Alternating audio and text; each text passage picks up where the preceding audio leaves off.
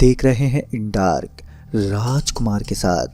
दोस्तों, आज की कहानी में आगे बढ़ने से पहले अगर आप चैनल पर नए हैं तो चैनल को सब्सक्राइब ज़रूर कर लें और साथ ही वीडियो को लाइक करके नीचे कमेंट बॉक्स में अपनी राय ज़रूर दें।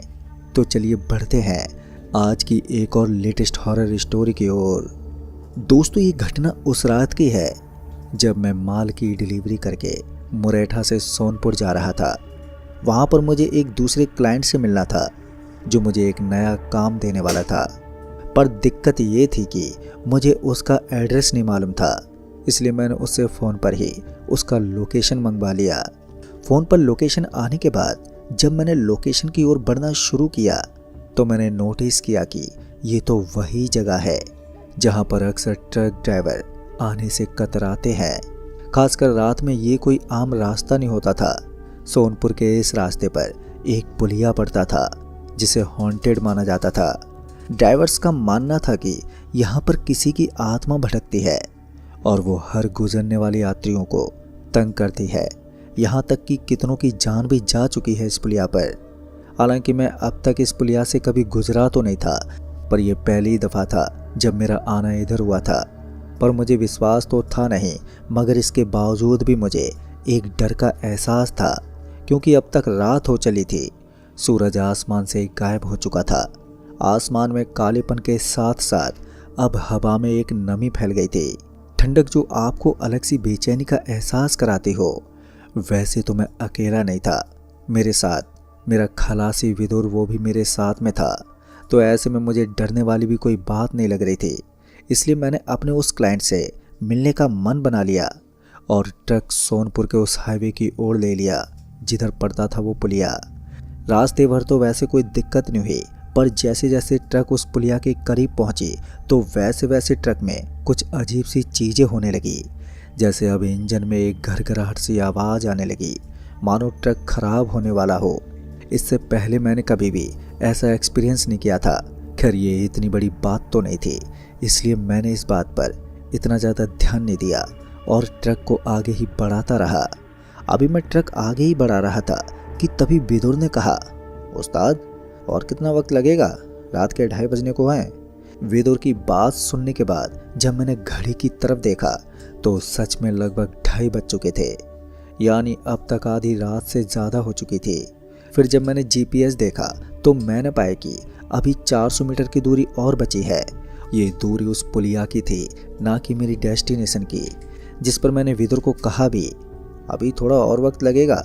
ऐसा करता हूँ, मैं स्पीड और तेज़ कर देता हूँ ताकि हम जल्दी पहुँच जाएं। वैसे भी ये सड़क पूरी तरह से खाली है। ये बोलकर मैंने एक्सीलेटर घुमाया, पर हैरान की बात ये थी कि मेरी एक्सीलेटर देने से स्पीड बढ़ने की जगह पर वो घटने लगी और फिर धीरे धीरे स्पीड काफ़ी कम हो गई।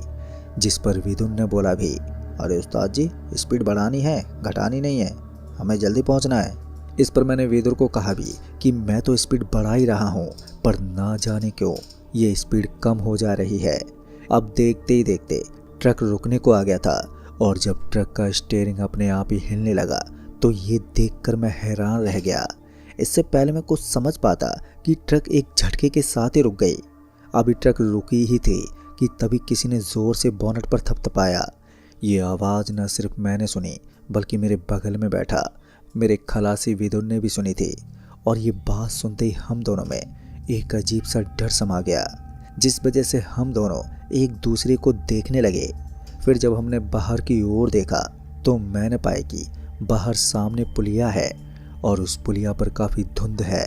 साथ ही गौर से देखने में पता चला कि वहाँ पर कोई खड़ा है, क्योंकि वहाँ पर घनी धुंध के साथ काफ़ी अंधेरा भी था। तो ऐसे में कुछ साफ साफ पता नहीं चल रहा था, पर इतना अंदाज़ा तो ज़रूर हो गया था कि कोई तो है जो पुलिया के नीचे की ओर झुककर देख रहा है।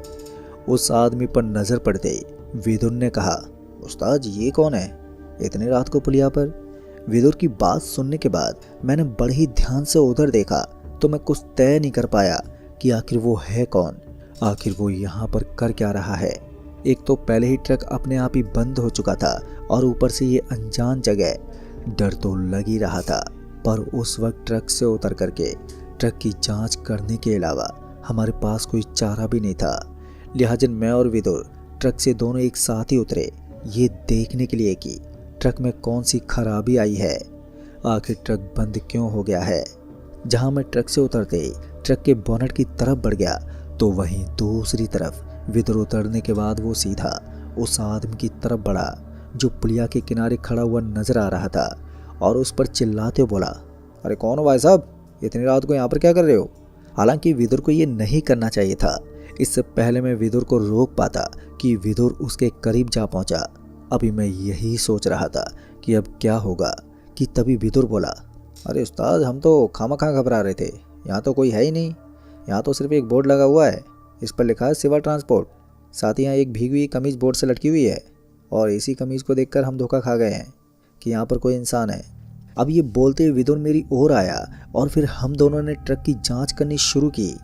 ट्रक की बोनट खोलने के बाद जब हमने सही से देखा तो मैंने पाया कि ट्रक में कुछ खास खराबी नहीं है। ट्रक में हमें ऐसी कुछ बात नजर ही नहीं आई जिससे ट्रक बंद पड़ जाता। जिस पर विदुर ने कहा भी, लगता है ट्रक में कुछ खराबी नहीं है और एक बार ट्रक को स्टार्ट कर देखते हैं, क्या पता स्टार्ट हो जाए। विदुर के ये बोलते ही मैंने बोनट बंद किया और ट्रक में जाकर ट्रक को स्टार्ट करने की कोशिश की और जैसे ही मैंने ट्रक की चाबी घुमाई तो वैसे ही ट्रक स्टार्ट हो गया। ट्रक के स्टार्ट होते ही विदुर भी ट्रक में आकर बैठ गया।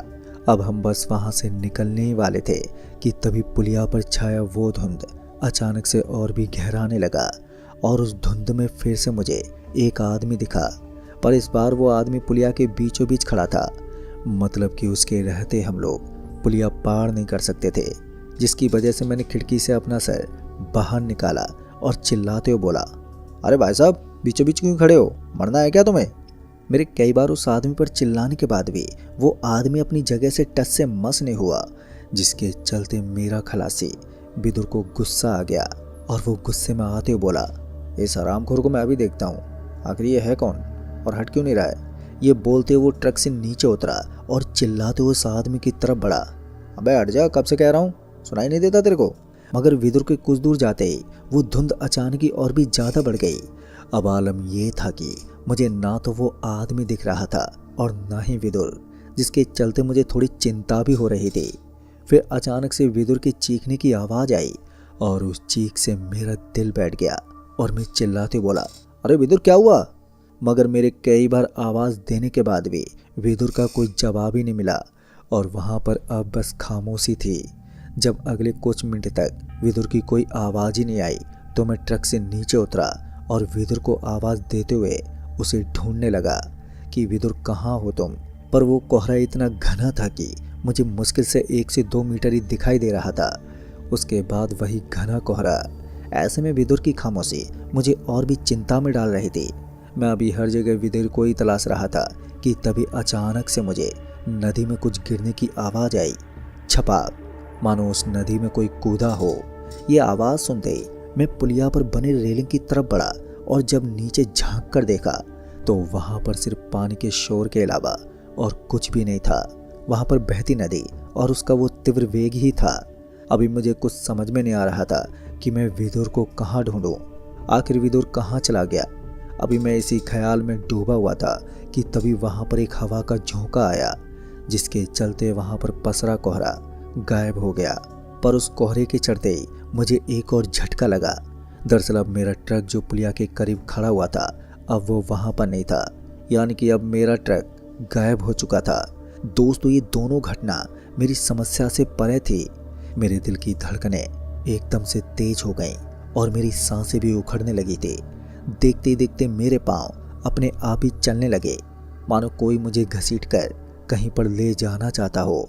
फिर मैंने काफ़ी कोशिश की अपने कदमों को रोकने की, पर मेरे कदम धीरे धीरे पुलिया के किनारे तक पहुंच गए और जब मेरे पांव पुलिया की रेलिंग पर चढ़ने लगे तो मैंने अपना आपा खो दिया, जिस वजह से मैं ज़ोर से चीखने लगा कि बचाओ मुझे। पर वहाँ पर मेरी मदद करने वाला कोई मौजूद ही नहीं था और फिर देखते ही देखते मैं ना चाहते हुए भी उस बहती नदी में कूद पड़ा। नदी में गिरते ही कुछ देर तक मुझे होश रहा, फिर अचानक ही मेरे सर से कुछ ज़ोर से टकराया और फिर इसके बाद मैं बेहोश हो गया। और फिर जब मेरी आँख खुली तो मैंने पाया कि मैं किसी मछली के जाल में फंसा पड़ा हूँ। अभी मैं कुछ समझ पाता कि तभी मैंने देखा कि कोई उस जाल को खींचते हुए लेकर जा रहा है। जैसे ही मेरी नज़र उस आदमी पर पड़ी तो मैं चीखते हुए बोला, अरे कौन हो तुम, और मुझे इस मछली के जाल में क्यों बंद करके रखा है? मेरे ये बोलते ही वो आदमी एकदम से रुका और मुझे उस जाल से बाहर निकाला। उस जाल से निकलते ही मैंने उस आदमी से पूछा, अच्छा मेरा खलासी विदुर कहाँ है? जैसे मैंने अपने खलासी विदुर का नाम लिया तो वैसे उस आदमी ने बोला, अगर उसने लाल कमीज और नीली पैंट पहनी है तो वो मर गया है। उसके ये कहते मैं उस पर चीखते हुए बोला, क्या क्या बकवास कर रहे हो तुम? मेरे ये कहते वो आदमी बोला, हाँ यकीन नहीं आता तो देख लो, सामने उसकी लाश पड़ी है। उसके ये कहने पर जब मैंने उस तरफ देखा जिधर उसने इशारा किया था तो मैंने पाया कि विदुर एक जाल में बंधा पड़ा है। मैं जल्दी से उठकर उसकी तरफ भागा और जब उसको पलटकर देखा तो मैंने पाया कि उसकी सांसें थम चुकी हैं, यानी कि वो सच में मर चुका था। ये एहसास होते ही कि विदुर अब नहीं रहा, मेरी आंखों से आंसू बहने लगे और मैं रोने लगा। मुझे रोता देख वो आदमी बोला, देखो रोने की कोई ज़रूरत नहीं है, तुम्हारी किस्मत अच्छी थी कि तुम आज जिंदा हो। वैसे इस पुलिया से गुजरने वाला इंसान कभी बचता नहीं है, तुम दूसरे इंसान हो जिसकी जान बची है।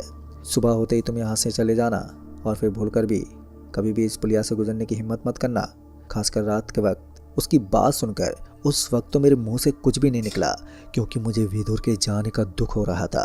फिर वो मनुष्य रात तो जैसे तैसे बीत गई, पर अगली सुबह जब मैंने विदुर की बॉडी लेकर वहां से जाने की कोशिश की तो उन लोगों ने मुझे उसकी लाश ले जाने नहीं दी। उनका कहना था कि विदुर अब यहाँ का है और वो उसकी लाश नहीं ले जाने देंगे।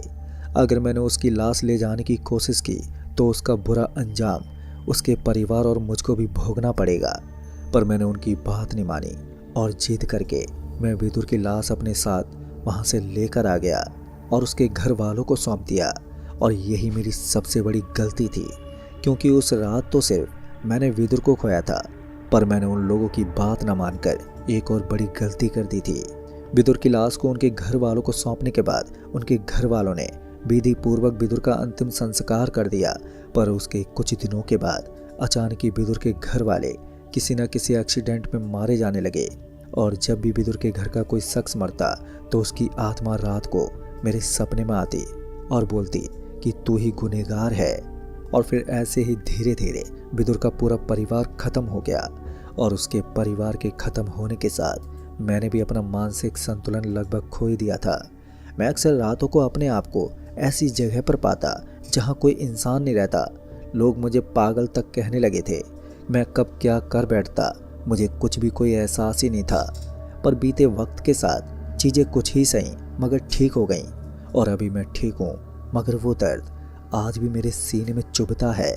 अच्छा होता कि उसके साथ मैं भी उस रात मर जाता। मैंने सिर्फ विदुर को ही नहीं बल्कि उसके परिवार की भी जान ले ली है, और यही पछतावा मुझे उम्र भर रहेगा। तो दोस्तों इस कहानी में बस इतना ही। तो चलिए बढ़ते हैं आज की वीडियो में एक और नई भूतिया कहानी की ओर, जो कि तापोस दास जी की है। दोस्तों आज की कहानी हमारे साथ शेयर की है तापोस दास जी ने। तापोस दास जी बताते हैं कि ये तब की घटना है जब वो एक ट्रक ड्राइवर हुआ करते थे। हालांकि अब तो वो अपना खुद का कोई बिजनेस करते हैं, पर उस दौरान जब वो ट्रक चलाते थे तो कई बार उनको कुछ ऐसा काम भी मिलता था जिसे पूरा करने में उनके पसीने छूट जाते थे।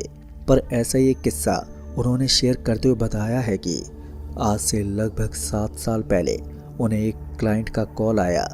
कॉल पर क्लाइंट से बात करने के बाद जब तापोस दास जी उस क्लाइंट के पास पहुंचे और जब उस आदमी ने उन्हें काम समझाया तो वो थोड़ा सहम गए, और जब उन्होंने उस काम को अंजाम दिया तो उनके साथ जो जो घटना घटी वो बहुत ही खौफनाक थी।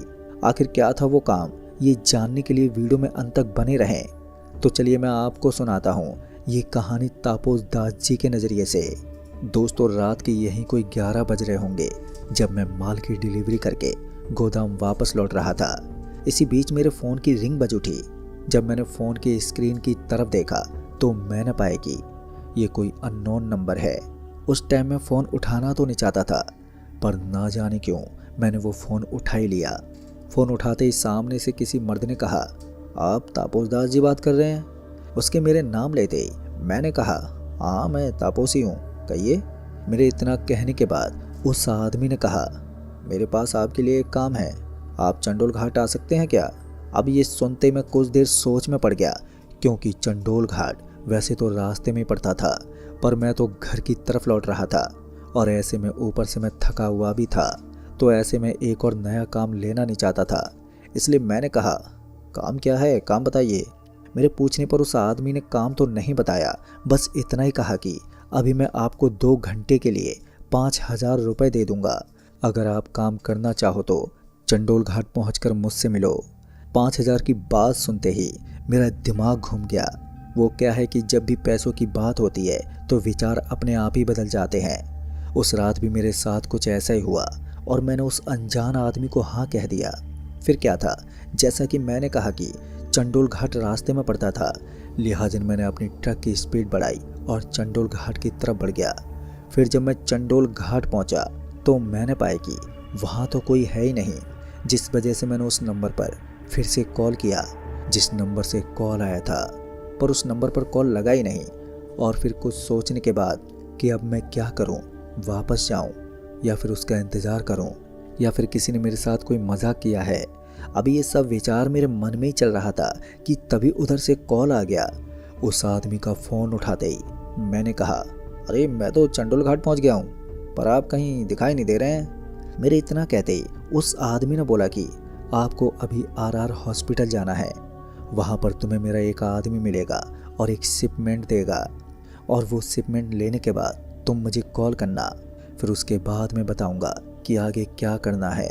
दोस्तों, उस आदमी के निर्देश देते ही मैं RR हॉस्पिटल की तरफ निकल गया, जो चंडोल घाट से महज 5 किलोमीटर दूर था। फिर जब मैं RR हॉस्पिटल पहुंचा तो मुझे वहां एक आदमी मिला, जिसने मुझे देखते ही कहा, तापोसदास जी आप? जिस पर मैंने हाँ कहा, और मेरे हाँ कहते ही उस आदमी ने मुझे ट्रक को बेसमेंट की तरफ जाने का इशारा किया। उस आदमी के इशारा करते ही जब मैं ट्रक बेसमेंट के अंदर ले गया तो मैंने पाया कि वहाँ और भी कई सारे ट्रक खड़े हैं, मानो उन्हें भी इसी काम के लिए बुलाया गया हो। खैर, ट्रक रोकने के बाद मैं इंतज़ार करने लगा सामान के लोड होने का। मुझे ये तो नहीं मालूम था कि आखिर क्या सामान है, पर जो भी था मुझे तो सिर्फ लेकर जाना था। मैं अभी ट्रक में बैठा इंतज़ार ही कर रहा था कि तभी वही आदमी एक छोटा सा डब्बा जो कि काले रंग का था अपने साथ में लेकर आया।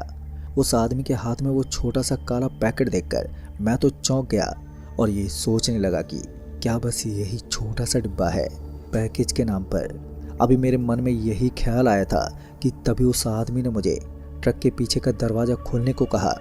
उसके इशारा पाते ही मैं ट्रक से नीचे उतरा और ट्रक का पीछे का दरवाज़ा खोला। मेरे दरवाज़ा खोलते ही उस आदमी ने वो पैकेज रखा और मुझे वहाँ से जाने को कह दिया, जिस पर मैंने उस आदमी को कहा भी, क्या भाई साहब बस इतना ही सामान है या फिर और कोई भी सामान है? मेरी बात सुनने के बाद वो आदमी बिना कोई जवाब दिए वहाँ से चला गया और उसके वहाँ से जाने के बाद मैं ट्रक में बैठा और उस आदमी के कहे अनुसार उसे कॉल लगाया। और जैसे उसने फ़ोन उठाया तो मैंने कहा, भाई साहब ये क्या मजाक है, सिर्फ एक छोटा सा पैकेज है जो हाथ में भी रख सकते हैं, इसके लिए आपने पूरी ट्रक बुक कर दी? मेरे ये कहते उस आदमी ने बड़े ही गर्म मिजाज में बोला, तुम बस अपने काम से काम रखो और अब तुम सीधे बल्लीपुर हाईवे के रेड लाइट पर जाकर रुकना। यहाँ तुम्हारा मेरा एक आदमी मिलेगा और वो भी तुम्हें एक सामान देगा, और सामान लेने के बाद ये ध्यान रहे कि तुम उससे कोई भी बात मत करना, और सामान लेते ही मुझे फिर से कॉल करना, फिर मैं तुम्हें बताऊंगा कि आगे क्या करना है। उस आदमी की बेरुखी से बात करने के बाद उसने फ़ोन काट दिया और मैं हॉस्पिटल की बेसमेंट से निकल पड़ा बल्लीपुर हाईवे के लिए। गाड़ी अपनी स्पीड में थी, पर इसके बावजूद भी गाड़ी की जो रफ्तार थी वो तेज़ नहीं थी। मुझे ऐसा लग रहा था कि गाड़ी की रफ्तार एक्सीलेटर के हिसाब से और भी ज़्यादा होनी चाहिए, मगर ऐसा नहीं था। मानो ट्रक काफ़ी भारी हो चुका हो। ट्रक तो पूरा खाली था, सिर्फ एक छोटे से पार्सल के सिवाय ट्रक में कुछ भी नहीं था।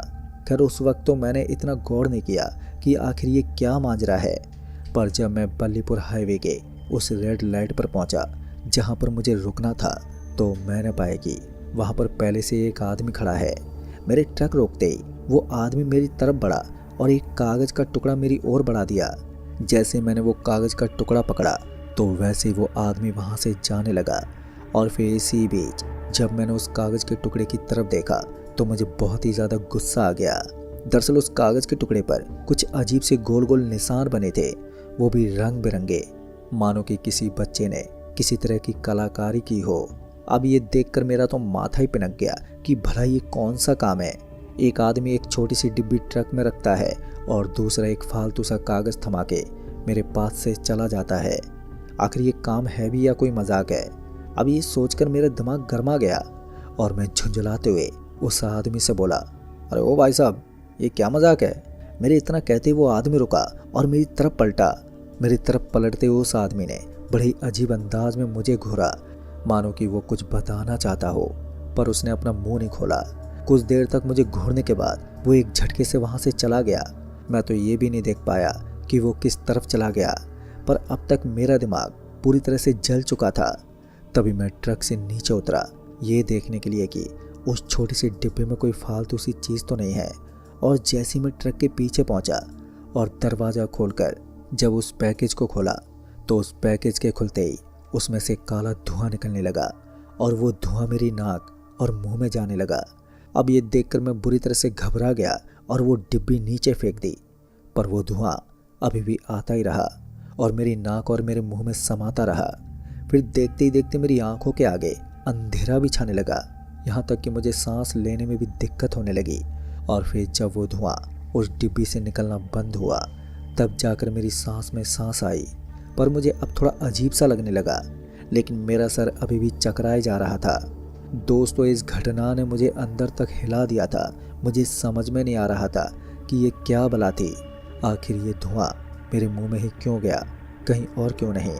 अभी मैं यही सब सोच रहा था कि इसी बीच फ़ोन की रिंग बज उठी और जब मैंने फ़ोन उठाया तो ये फ़ोन उसी आदमी का था, यानी कि जिसने मुझे ये काम दिया था।